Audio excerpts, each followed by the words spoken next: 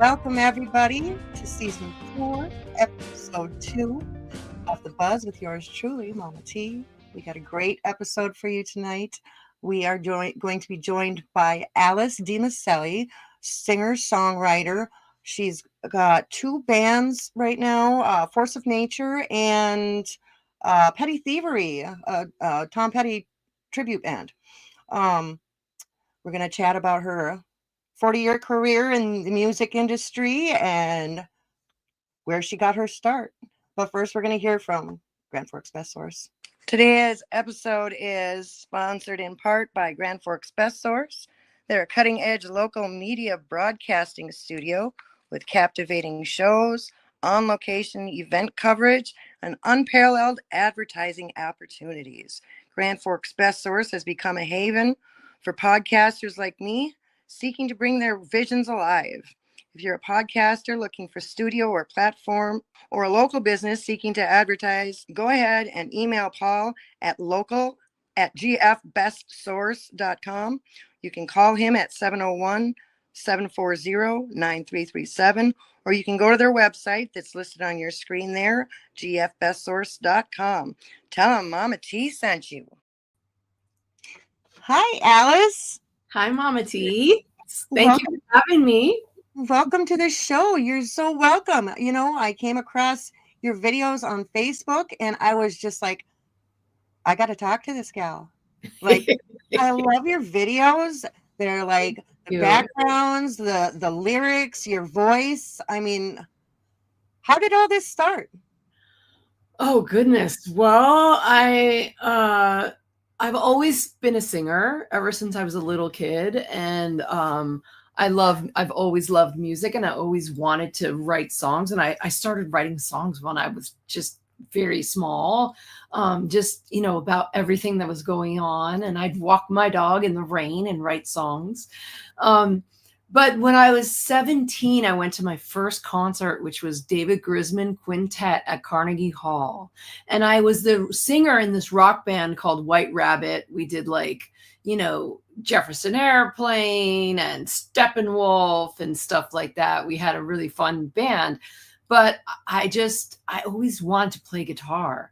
And I went to see David Grisman Quintet and Tony Rice was playing the guitar. And my mind was blown. And I came home and I called up the guitar player on the phone in my band at 1 a.m.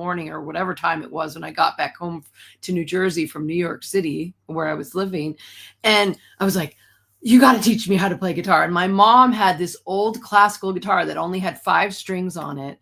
And so he was like, well, which strings is it missing? And it was missing the highest string. He goes, that's fine. So he said, okay, you need to hang up. This is back before cell phones. Right, okay. right. See all the little gray hairs. So he said, hang up the phone, then pick up the phone and listen to the note of the dial tone and tune the second thickest string to that note. And if you could do that, call me back. And so I was like, all right, I tuned it. I'm like, okay, it's tuned. What do I do? So then he taught me how to tune the rest of the strings to that string. And then he taught me Sugar Mountain by Neil Young. All over the phone? Yeah, over the phone. Oh, my goodness. Put your finger here. Put your finger there. Now play it for me. Yep, that's right. Okay, now move up to this. Now put your finger here. Put your finger there. And I learned Sugar Mountain and I was off to the races. I just basically played guitar all day, every day. Anytime I could have to play guitar, that's all I wanted to do. Like your 5 string until your fingers bled, I'm guessing. Yeah, well, it was perfect because it was a classical. So they had softer strings. They had nylon strings. Oh, okay. But that guitar didn't have great intonation, but it was okay. I actually think my nephew started learning how to play on that guitar years later, but I quickly, I had 3 jobs at the time, and I quickly took all my money and bought myself a nice acoustic guitar that had steel strings. And then, I definitely had calluses for 40 years. It's funny you pointed to your hair. So they say, what do you call a blonde who dyes her hair brunette? Artificial intelligence. Well, this is artificial youth. You said you've been You've been a singer since you were a small child. Where was the first place you sang? Where did you sing when you were a kid? Oh gosh, well, I sang in all the choirs and everything. But I got a solo in 6th grade, and we were singing like this old song, Freedom Isn't Free. And like, I had this one line in the song, and I sang it, and my voice squeaked. And it's on a freaking vinyl record. Oh Okay. no. They made a vinyl record. So, like, but I always laugh because I'm like, well, that's actually good because my first record that I ever made, I totally biffed it, and that's okay. Like, it taught me that when when you're a performer, you're just a human like everybody else, and you're going to make mistakes. And when you see the greats up on stage and they make a mistake, they laugh it off and they keep going. Yeah. I've seen so many amazing performers in my day, who are so inspiring, including Odetta, who she made a mistake one time and she just made the biggest joke about it. And I just was like, I love her. I love that she can do it's like you just make fun of it and you move on. And And especially if it's like your original music, most people don't even know you messed up. well, they'll know. Like people like a lot of my shows, people come, they actually know my music, so they're familiar and they just kind of laugh. And there have been shows where I've been requested to play a song that I haven't played in a really long time. And I'm like, I might not remember the words. You're going to have to help me.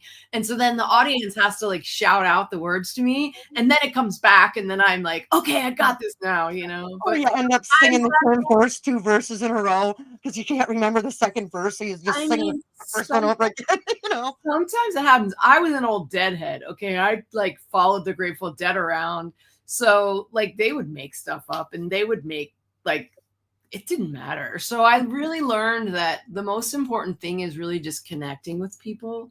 It's like if you give 110% every night, mistakes are not what's important. It's important that you're sharing your whole self and your whole heart with people and that you're being vulnerable and you're allowing yourself to give. Like it's all about what do you have to give to people. So for me, that's really way more important than perfection. Oh, definitely. So, this is my late boyfriend, little Bobby. He was a blues musician. Yeah, he passed away last year, and I I'm so started this show. sorry. I started that he had I mean, he was on his 12th album. Um, he had like 3 DVDs out. Um, but I'm on another podcast that I decided that I was going to take a break from for a while, and he is like, "Babe, why don't you just start your own? Just start your own." And I was like, "But who would I interview?" And he's like, "Really? Like, you know how many like so he we had a big party at his bar. We had a bar that's just down the street here, and we had a big party. And he got on the stage and he was playing for me and everybody. And he says, "Yeah," he says, "I didn't know if she was going to be able to handle this music life, but she took to it like a duck to water." He says, "All the famous people I know, they don't even want to talk to me anymore. They just want to talk to her. But I don't blame them because she's a lot cuter than I am." But after he passed away, I decided to carry on his legacy. He always supported Love that. musicians. He supported live music. He wanted to get people's stories out there. He wanted to bring music to the kids. I mean, so I've just been still doing it. It's so beautiful. I wish I would You have gotten to meet him. Oh my goodness. You kind of can. There's some videos out. I'll send you links later, but he was awesome. And he wasn't all about perfection either. Like sometimes he'd forget the words to his own songs. He'd be up on stage and just laughing but he could rip, so that kind of made I mean Yeah, like it happens. You just do you go with it and you just do your like all you can do is give your 110% every night. yeah. It was I mean, he was an awesome performer. There was a lot of big names that, "Hey, I'm short a guitar player," or, "Hey, I'm short a bass player." or He would can we just get a step ride? on. That's really awesome. I love Yeah. musicians like that. They're my favorites. So tell me about how White Rabbit started. Oh, well, that was a band that was already kind of a thing in my it wasn't really they were mostly from different towns, but it was already a band. And then they asked me to my really good friend Alan Celeste, who's an amazing keyboard player that now lives in North Carolina. Um, he wanted me to come in the band and sing because he knew I could sing. So we started writing songs together. And then I loved Grace Slick, so I wanted to like sing all those songs too. And since I could sing the song White Rabbit, and my name's Alice, so it kind of made sense. Go ask Alice. But then we actually ended up changing the name. The name became Eon Ocean for a while. But then when I started playing guitar, honestly, I just wanted to do my own thing. I started writing right away. And admittedly, it's not like I started writing great songs right away, but I was writing a lot and I was practicing and I was learning and and much to the credit of my dear friends, some of whom still come to see me play, which is kind of hilarious. They were there at the beginning and they had to listen to me play out of tune and learn songs wrong and then figure them out. And like I would sit there at the party and everybody be partying. I'm in the corner with my guitar trying to figure out how to do this or that. And then I'm like, okay, I'm going to play Dust in the Wind now, or whatever, and I would be like, okay, Joni Mitchell, or so I was very blessed with very cool people that put up with me practicing in front of them, basically. But it gave me a good sense of, just be present and, and don't stress. Who were your biggest supporters in your music career? I mean, I've had so many different people, that support me over the years, my ex-partner, my kids, my friends, my family, my current husband. Like so many people have supported me over the years. It's like there's way too many people to mention just one. It's pretty much everybody in my life has always been really supportive. Do you have any grandkids? I have one. I have a granddaughter and she is 3 and she is the light of my life. And see, and that's why I'm a little off today because I just had my granddaughter. She is 4.5 months. I just had her for overnight. Oh, that's so special. A little squishy. Oh my gosh, that baby smell. Oh. I know. Well, depends on what end you're smelling. No, yeah. I mean the head, the good baby smell, but whatever, it's worth it. The bad smell is worth it to get to be with them. And how does something so adorable create such an awful smell? You're so small. Where did all that come from? What did you eat? You haven't even eaten anything. All you do is drink milk. Right? Oh, the reason I asked was I was wondering if you had any grandchildren that were old enough to be fans. If does your granddaughter listen to your music? Well, it's really cute. So I have my music that I do, which is the majority of what I do, which is my original music. And then I have a side project called Petty Thievery, and we do all Tom Petty, and it's a really fun project, and it's a great outlet for me.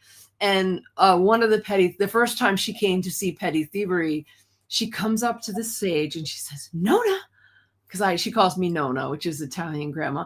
Nona, I'm here. And I said, yes, I can see you're here.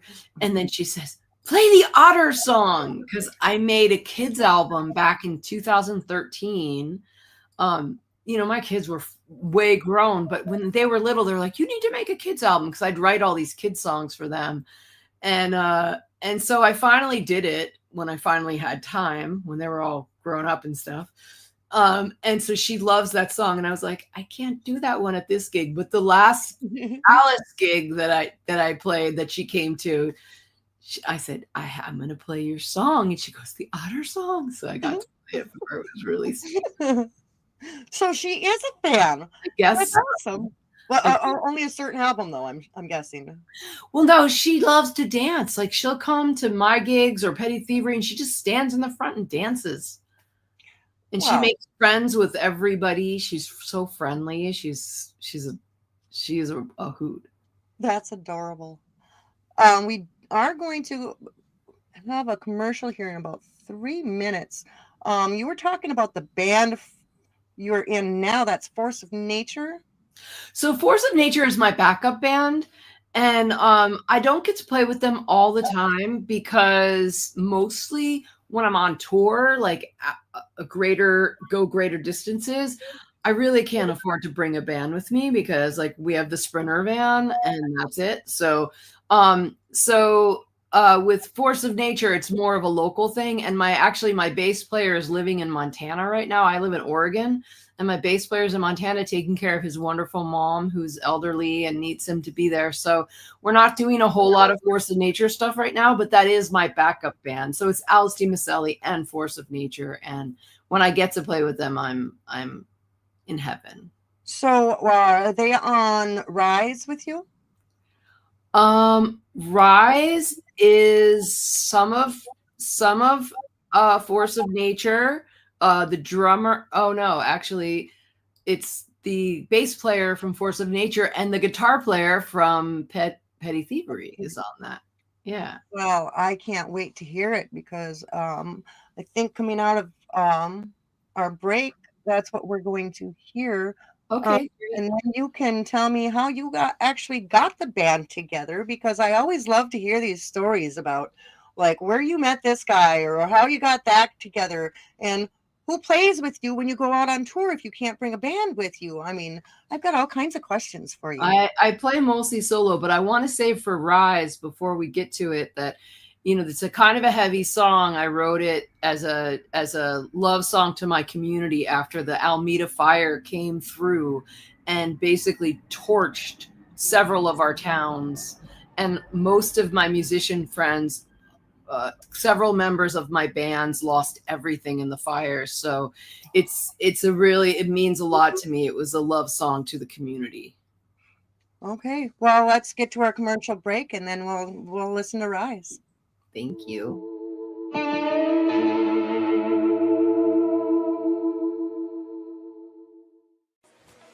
When it comes to podcasts and social media, stick with the best. Grand Forks' best source. Keep up to date with local happenings and news, interviews with city leaders, athletes, nonprofits, and of course, lots of feel-good stories. You know, Grand Forks' best source is a great way to advertise your business or events with the most economical ad packages available. And contact us to find out how you can have your own podcast with the best studio in the area. Check out Grand Forks' best source on your favorite social media app. Grand Forks' best source, the Forks' best local podcast. Call 701-213-0863 or online at gfbestsource.com. We love the Forks. Grand Forks' best source, giving the Forks their identity again. What's up, Red Lake Nation Radio? This is your host, DJ Soko. Come join me if you're Ace or Donnell from 4 p.m. to 8 p.m. every Soko Saturday, where I have a new segment, Soko's Metal Madness Hour from 7 to 8 p.m., bringing the North all the new and classic metal to the masses. The first 3 hours will be the old school hits, the rock and roll classics, and all other genres of music. Even country. So come take a cruise with me, DJ Soko, bringing the fire right here on 105.3 WRLN, Red Lake Nation Radio. Yeah. Hey everybody. Season 2 of Adulting with Jake is underway, but while you wait, you can always relive Adulting 101 Season 1 and every excruciating detail and every terrible pun, lame joke, and frankly, every poorly acted scene out now on our channel, CookingWithJakeShow.com.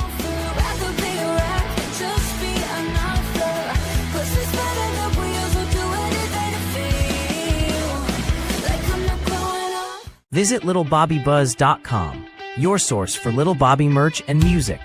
Keep up with the bar, and don't forget about the buzz with Mama T. That's littlebobbybuzz.com.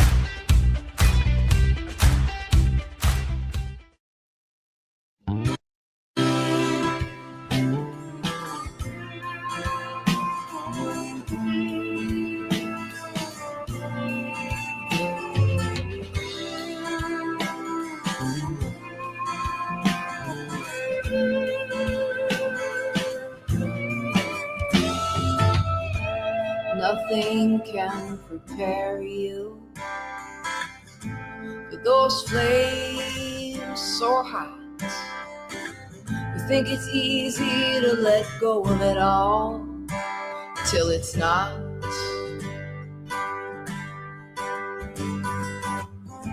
And nobody can fix it. That's the nature of pain. Grief rolls through our lives and we're never the same. So grab onto this hand. I reach out to you. Alone we are lost. Together we'll pull through.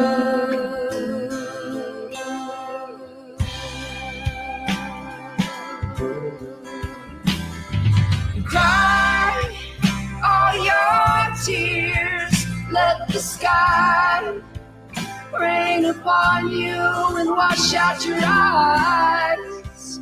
Cry your tears when they're dry. Spread your wings like the phoenix and fly.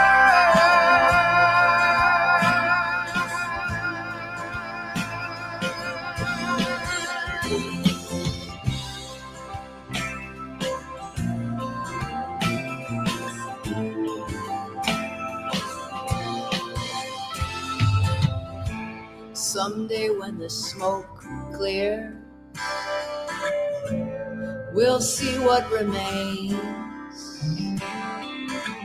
Seeds left out in the rubble will sprout towards the sun. But let your heart wail now,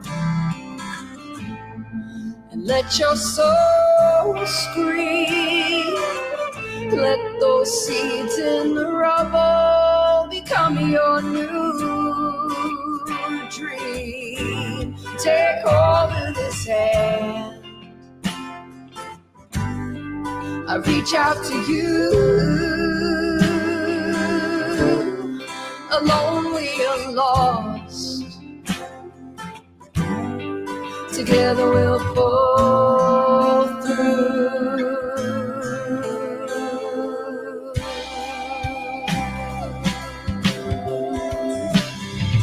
Cry all your tears, let the sky rain upon you and wash out your eyes. Cry your tears when they're dry. Spread your wings like the phoenix and rise. Cry your tears, let the sky rain upon you and wash out your eyes. Cry your tears when they're dry. Spread your wings like the phoenix and fly.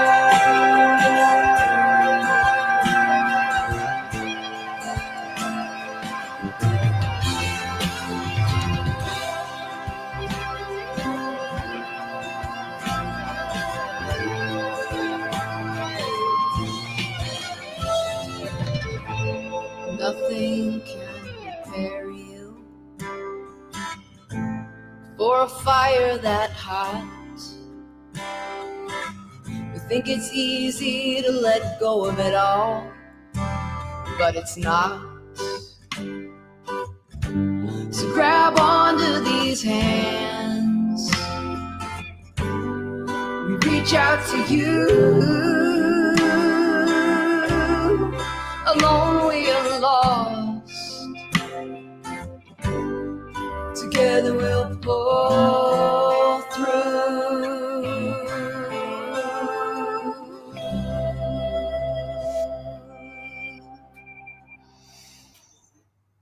Beautiful. Thank you. Wow. That was very touching. It was really hard to make that video, but I wanted to do something to raise money for my friends and to just try to raise spirits in some way. 2,500 people lost their homes in a matter of hours.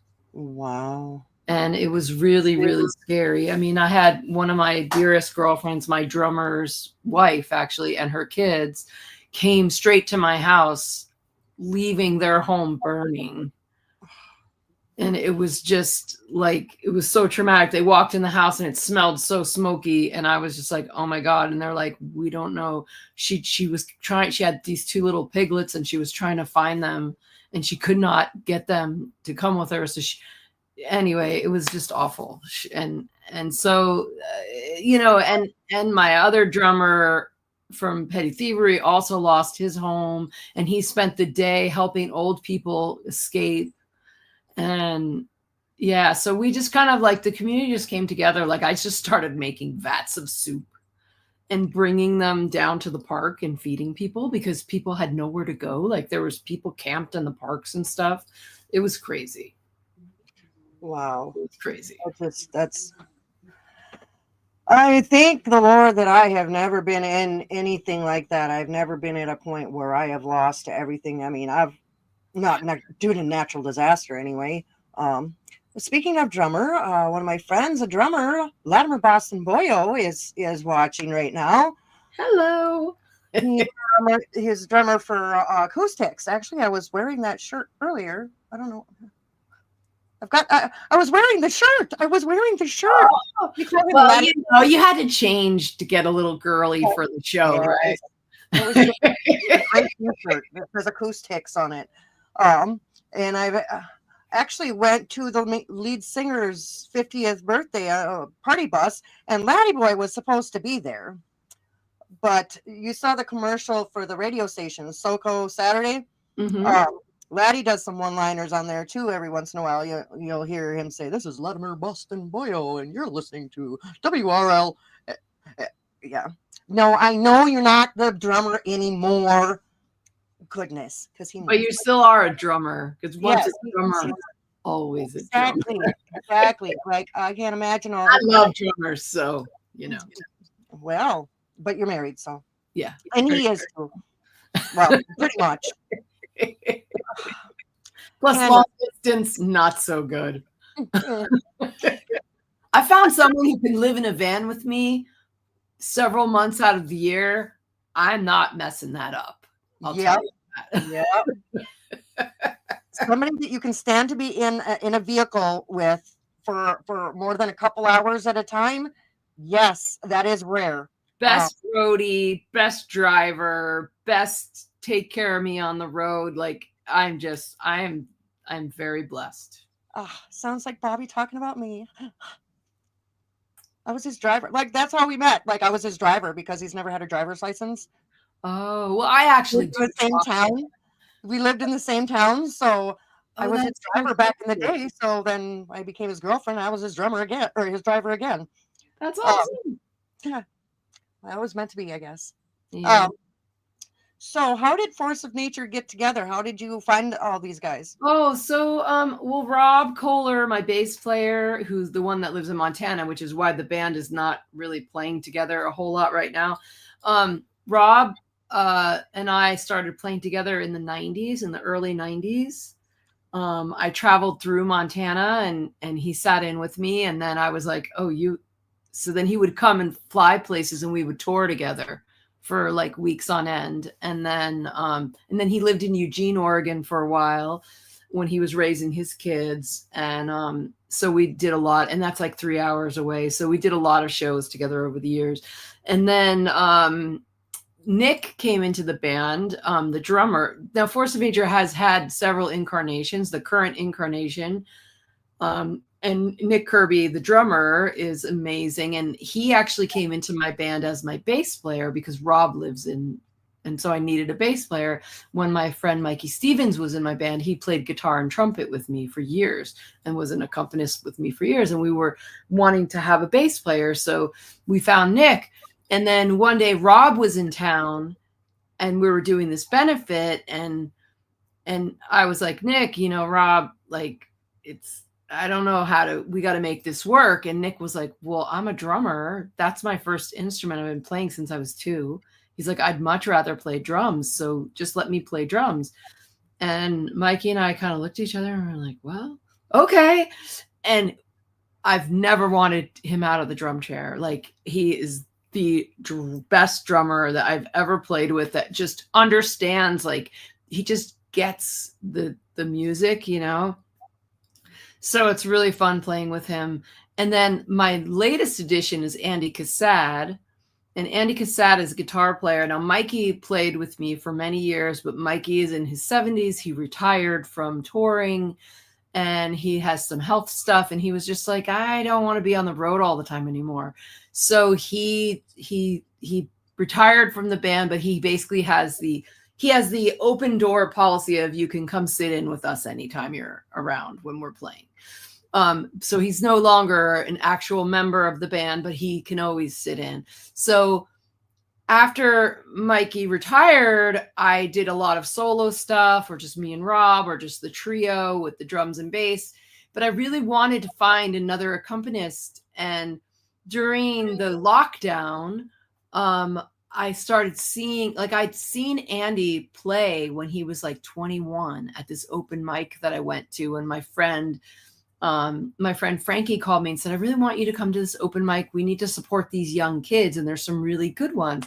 And this kid blew my brain to pieces. He was so good. He does this like tapping and all that. He's just mind-blowing guitar player. And so I've been a fan of his ever since. And he has a band called the Fret Drifters, and they're amazing. And so we started becoming friends, and we were communicating kind of through the computer, and I was watching his live streams and he would watch my live streams. And we just started becoming more friendly. And COVID was over and I would go out and see him. And then one day I just said to him, I said, I love your playing and I just really like you as a person. And I don't know if you'd be open to ever considering playing with me, but I would be stoked. And I guess it turned out he's been listening to my music since he was younger, and like had really liked what I did and had seen me play at a bunch of festivals. And so he was really stoked. And so we started playing together, and like, he's just ripping. He rips. Like, if we can play the song I Wanna Love, either the live version or the studio version, that's Andy ripping on the guitar, and that's also Rob on bass, and it's also Nick on drums. And then if it's the studio version, it's them plus Jenny Conley Drizos, who's an amazing keyboard player from Portland, who I just love. And she had an old band that I used to love to see, and she's now in the band called the Decemberists, who you may or may not have heard of. They're pretty well known all over the place. But she graces us on the record on a few songs with her keys. So okay. Okay, I was writing that down because I'm gonna have to look them up. What was I gonna say? I forgot what I was gonna say. How often do you guys actually get together? Where do you play? Well, like I said, we're not playing together right now because Rob is in Montana. So most of my shows are either duo with Andy or trio with Nick playing bass, or solo. And most of my shows are solo shows right now, because I've been, like, last year I toured all through like the Southwest. Well, I did a bunch of shows in Colorado, then went all through the Midwest and played a bunch of shows in the Midwest. Then we came back home. I did a whole West Coast thing, some of the shows with the band. And then last spring, I was on the East Coast all spring. So when I do big, more major tours, I'm mostly touring solo right now. So that's, I don't know.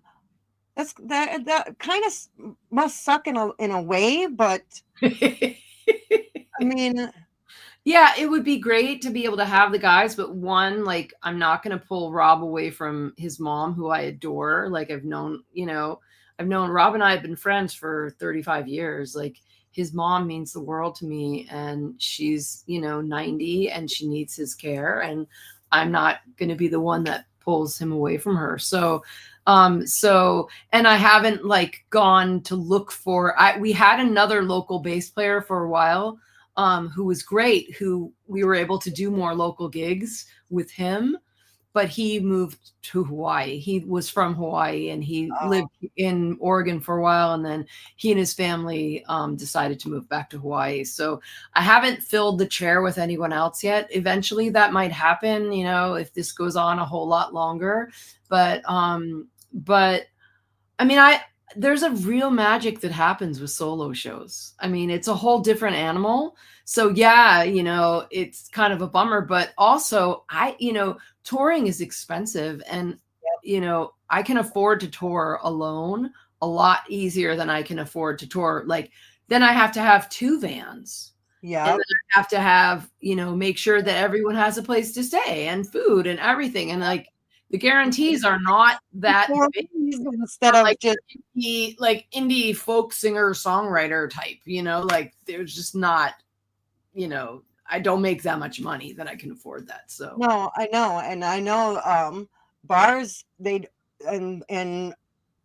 some venues, they just don't want to pay that much money, and they don't understand how expensive it is. Like, this is your life. This is all you do. You're not like a weekend warrior. This is what you do for a living. And when they only want to pay you like $200 for a 4-hour show, you're like, that might cover gas to the next town, thanks. But yeah, exactly. I do a lot of smaller, like I do a lot of like little churches and like smaller. I do a lot of cool gigs. I found I do house concerts, I do music clubs, I do theaters. There's a lot of cool gigs that I get to do. So I'm very blessed with that. Well, when we come back from commercial break, we are going to listen to the studio version of I Wanna Love, and then we'll talk about your favorite places or least favorite places, maybe some road stories. Okay. But we'll be right back.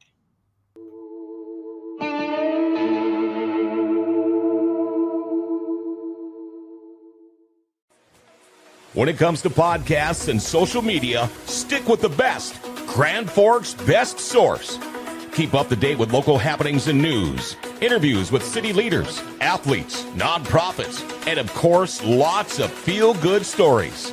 Grand Forks' best source is a great way to advertise your business or events with the most economical ad packages available.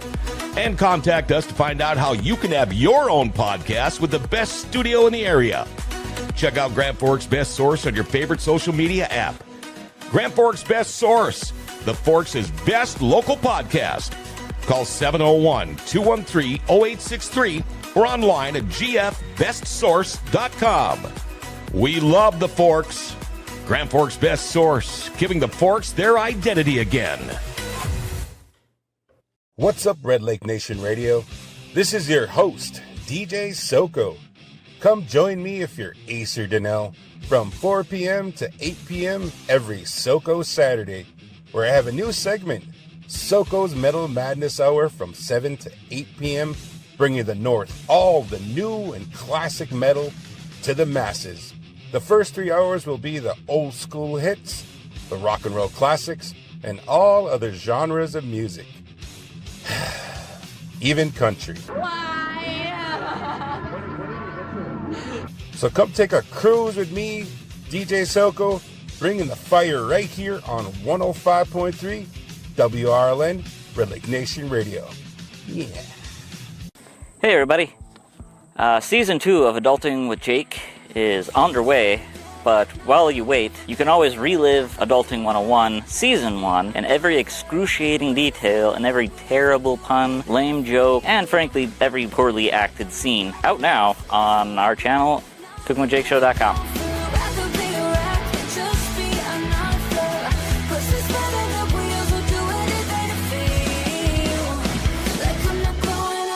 Visit littlebobbybuzz.com, your source for Little Bobby merch and music. Keep up with the bar and don't forget about the buzz with Mama T. That's littlebobbybuzz.com.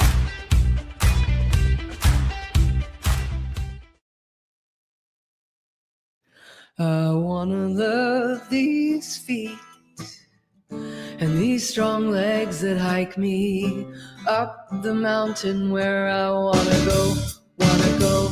I wanna love these hands and these long arms that swim me across the river with graceful strokes. I wanna love this belly, round and soft, honoring this feminine body that I'm blessed to live in.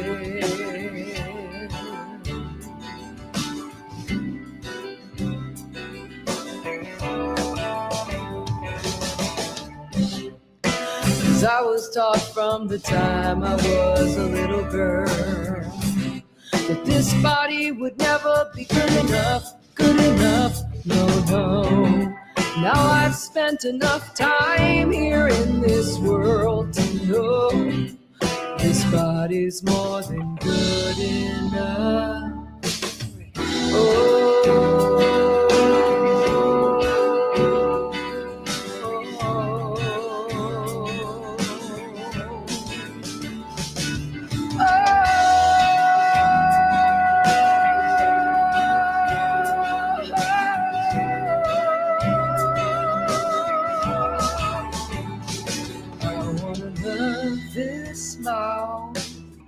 This voice that sings, this tongue that tastes, and these teeth I chew with.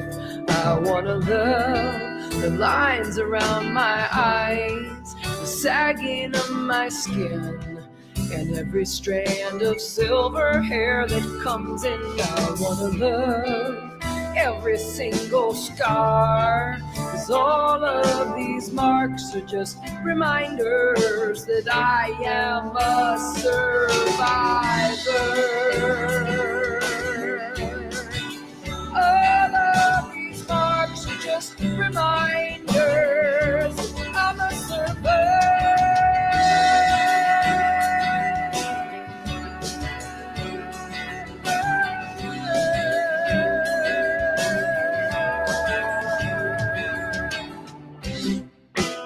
I was taught from the time I was a little girl that I would never be good enough, no, no. Now I've spent enough time here in this world to know I'm far more than good enough.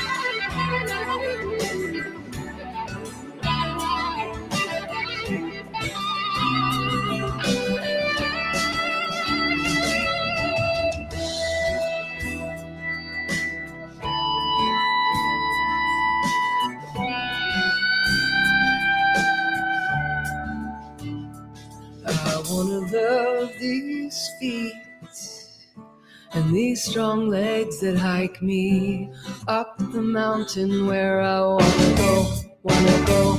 I wanna love these hands and these strong arms that roll me down the river with graceful strokes. I wanna love this belly, round and soft, honoring this feminine body that I'm blessed to Honoring this feminine body that I'm blessed to live in.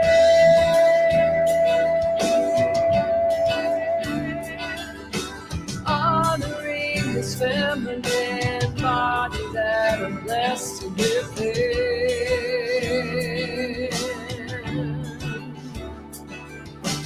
Honoring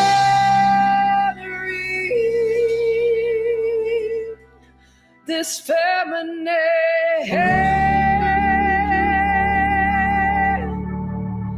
body that I'm blessed to live in.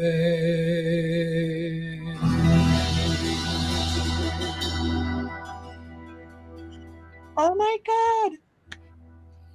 Oh my God. Okay. So I've just been informed that this is the first time this is the premiere of this video Yep. on my show. On your show. Ah, okay, that is the greatest song. That is like every woman over 40 years old needs to hear this song. This is the new I call it like my menopause song. yeah, that is like literally. I mean, but if I had heard that when I was younger, it would have saved me so much grief too. So it's not really just for those of us that are older. And like a lot of men have heard that song and go, that's for me too. Like I have issues like around my own, my own body image and stuff. So I think it's really for all of us. It's just that comes from my perspective, happens to be in a female body. So That's amazing. and I wanted to mention that I forgot to say before that my producer, Brett Levick, who's an amazing producer, he's worked on my last several albums with me, and he's playing a second electric guitar on that too, which is helping drive the song along. And I wanted to give credit where it's due because he's a bad mofo. He's so good. Thank you for catching yourself. I know what you wanted to say. Andy's guitar was ripping. That was awesome. Yeah, Andy's a ripper. He's just, and he was like, it's funny because he kept, doing this stuff that was like, he likes to be more subdued because he wants to support the music. And finally, I just looked at him and I said, Andy, cut loose. Just like melt my face. This song needs a face melting solo. And he goes, oh, so just like to the wall. And I was like, yes. So then he went for it and I was like, down to the wall. The one. And then I was like, that's the one. We don't need to do anymore. That's the one. And what album is it? This is from your new album. What's the name of that? So the new album is called Reverse the Flow, and it is coming out on October 10th. I'm so excited. I am so excited to share it with everyone. Yeah, it's been a complete labor of love. Here, I'm going to show it to you. Oh, isn't that a cool art? I wish you could see it close. Who does the artwork? Who does the artwork on that? So the artwork is done by Mike Dubois, who's an old college friend of mine who lives in Woodstock, New York, and he has Happy Life Productions, and he's done art for like everybody that you can think of. The Dead and Company, Tedeschi Trucks, Tom Petty, like so many of these acts he's done art for. And he did the drawing, the painting for my second album back in 1989. We went to college together in like 1984, 85. And he did my second album's cover. And then we went and I did a big show in Woodstock, little show that felt big in Woodstock this last year. And we reconnected and I just said, hey, I've got this, I'm working on this album. This is my concept. Do you want to do a painting? And he was like, yes, I do. So this is what he came up with. I mean, it is so cool. That is so awesome. Well, you know what? I promised everybody before we went to break, and you looked like you lit up a little bit, like you had some ideas. Your favorite places to play or worst places to play? Well, I have a lot of favorite. I'm not going to go to worst because I don't like when I You have don't have to call it out the exact location, but you can tell the story from it. if I've had a bad gig, I want to forget about it. But most of the gigs are good. Like somehow they end up being good. Like you just bring it. If I bring it, it's okay. Sometimes, if it's like a noisy place, I have to bring it a little extra and shut people up, like have to just sing a little more, or whatever. But I love like there's certain towns that, people know all the songs. And so there's something magical about that, like Arcata, California, Eugene, Oregon. There's places that I play where when I go there, Santa Cruz, California, like where I'll go there and like I don't have to sing. Like I could literally just start playing the words and the audience knows the songs. Like as far as my back catalog. So there's some magic to that. I like that. But then, honestly, like I did a show in Urbana, Illinois last year, and I'd never been there before. And I did this show there. I played at this wonderful church, and it was just like from the moment the show started, it was just magic. There were like you could feel the sparks everywhere. And so there are shows like that. And the Woodstock show was like that. And Amherst, Wisconsin, like the Stevens Point, Amherst area, like I have a lot of friends and family there. Minneapolis was a really fun show. I mean, I can't say where is bad because my brain is spinning with all the wonderful towns that I've played in, even just more recently. I mean, I did have a couple shows where like I had one show, Carbondale, Colorado, where literally one person came to the show. So that was kind of a bummer. But at the same time, I was like, well, I'm going to give that one person what they came for. And the one person left really happy. When have they ever had a solo show just ago? That was the smallest show I've ever done. Before that, it was back in like 1990, I think. I played for 6 people in a town in Colorado as well, which is funny. That was in Colorado Springs. But my friend who was putting the show on actually had like a devastating kayak accident. And so she didn't do anything to promote the show because she was in the hospital. Oh. And that's why there were only 6 people there. So, there's a couple people that were at that show, came to a show that I did on the last tour and remembered that show. So, wow. Do you have any tours coming up? You just bring it every night. If there's 600 or 6 or 6,000, whatever it is, you got to bring it. That's our job. Yeah. Do you have any tour dates coming up? Yeah, so I have a show in Berkeley on the 8th, Santa Cruz, these are California, Santa Cruz on the 9th, and then the 12th, I'm playing at the Joshua Tree Music Festival. And then in November, I've got a bunch of Oregon shows. And then I have a couple Petty Thievery things this winter, and then I'm basically just working on booking. So the spring, I'm hoping to make it through the Southwest into the Midwest and all around in the spring. That's awesome. And they can find all that information at www.alexdimiceli.com. You got it. It's right there. It's right there. He's good, isn't he? Down there. I see it. Right there. He's good, isn't he? He's good. Hey, remind me to give you a raise, Jeremy. Thank you, Jeremy. If you had one message to tell the youth about getting into the music business, what would you say? I would say just, I wouldn't get in. I don't consider it. Yes, it's a business.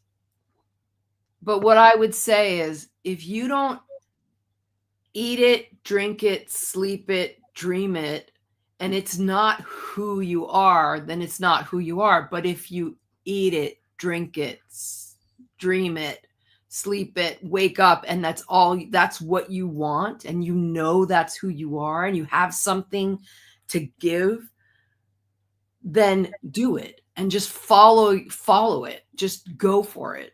And don't expect to get stuff back. Like a lot of times, like with things like music is a service industry, and it's not about what you get from other people. It's about what are you bringing to other people? What do you have to offer? Like this is, from me, like, I just feel like you have to find your wealth of what you have to give from your source, whatever that may be spiritually. And I certainly do not want to tell anyone where their spiritual source should come from. So I leave it at that. But like, you have to have your spiritual source, and that's where you get your energy, and that's where you get your good, what their good vibes that you can put out into the world. And then you do that. And when you need nourishment, you look to that. Not a lot of times I have friends who, like, if they have a bad show or no one comes or whatever, it's like there's this depression. And it's like, yeah, we all have that to some degree. But the reality is you can't be thinking about what you're getting. You have to focus on what you're giving. And if you're good, and the music that you are offering, whether it be instrumental or vocal or lyrics or no lyrics, in whatever language you speak or sing or don't sing, it's got to be like, it's your gift. So you want to share that gift. So share the gift and give it as a gift. And yes, you should be able to make a living, and it's hard, and it's not an easy road. And if you want an easy road, you might want to become a plumber. I mean, not that that's an easy road. No. Everybody needs a plumber. Yeah. Everybody's going to hire a plumber. So if you're looking for the job that will always pay you no matter what, and you'll get paid well, become a plumber or an electrician. Or a mechanic. Or a mechanic. But if you eat, breathe, sleep, and dream music, and that's who you are, then just be prepared to pay the plumbers and the electricians. Thank you so much. Plumbers and the electricians. Thank you so much for sharing your gift with us tonight and being on the show. We had such a fun show today. You guys have to tune in tomorrow, though, to Renegade Radio. We're going to roast the host. Ooh. Is that you? Are you going to get roasted? No. The host of Renegade Radio is Frankie Slauson. It's his birthday, and we're going to roast him for his birthday. So tune in. Thank you guys so much for watching. Thank you for listening, and I will see you guys next time. Thank you for having me. Today's episode is sponsored in part by Grand Forks Best Source. They're a cutting-edge local media broadcasting studio with captivating shows, on-location event coverage, and unparalleled advertising opportunities. Grand Forks Best Source has become a haven for podcasters like me seeking to bring their visions alive. If you're a podcaster looking for studio or platform, or a local business seeking to advertise, go ahead and email Paul at local@gfbestsource.com. You can call him at 701-740-9337, or you can go to their website that's listed on your screen there, gfbestsource.com. Tell them Mama T sent you.